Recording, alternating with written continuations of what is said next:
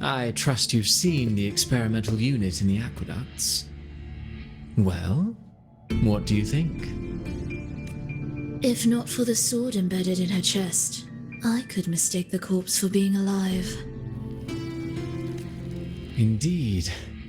Decades have passed, yet Mia remains as she was when first pulled from the sea. Her data has been invaluable. As the Threnodian's failed resonator, this specimen is in its own way remarkable. You know, it wasn't so long ago that the rover intervened and Cartathea broke free from that tower. I discovered that a small piece of the Threnodian's essence within Mia was reawakened with the tower's resurgence into our world.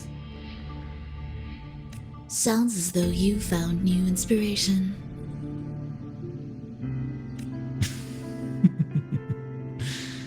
Yes. Septimont will host the Great Aegon soon. I've come up with a rather intriguing idea.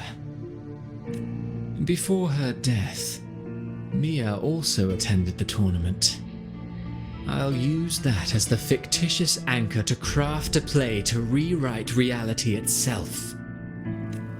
I've already discussed terms with it and reached a modest agreement. You spoke with the Threnodian. Has Leviathan already awakened? Only a fragment of it remains. A weakened, cunning shard, desperate to grow stronger. I'll fashion a story for this sea creature, enabling it to fulfill what it once sought, to have the dark tides swallow Septimont whole. The Threnodian once sought to use Mia to find Septimont's central hub in order to corrupt the beacon system. Even if met with failure, it would control the champion's mind to infiltrate the city's upper echelons. Oh well, it all failed in the end.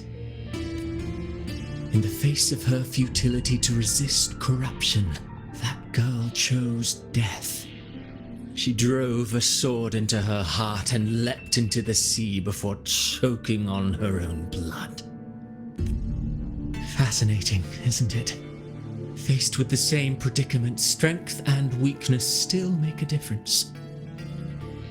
The Blessed Maiden single-handedly thwarted the Threnodian's designs in Raguna, but this poor soul had no choice but to take her own life. A death so theatrical, so saturated with sorrow. How poetic. How beautifully tragic. I don't care for your taste, Cristoforo. I'm merely curious. What ending have you penned for Septimont this time? Oh, such an impatient reader, Phrolova. This play is nothing more than an amplifier designed to nurture the Threnodian's lingering power. Once it grows large enough, I'll overlay the Sonoro onto reality.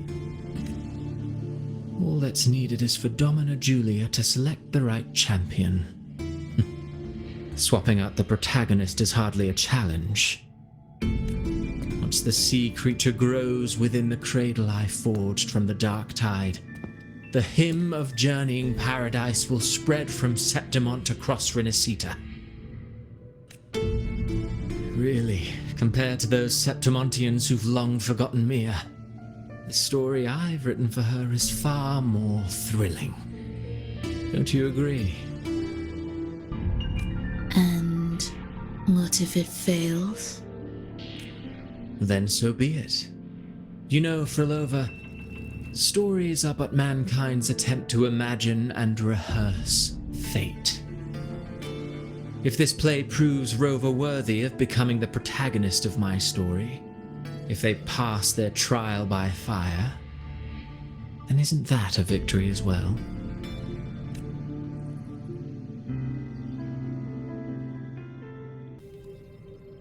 Disgusting.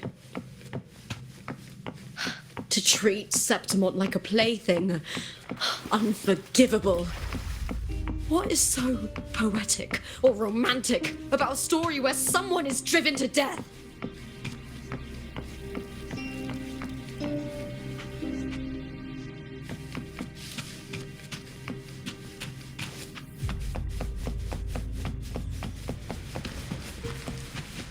I hear cowering prey. I'll end you with me!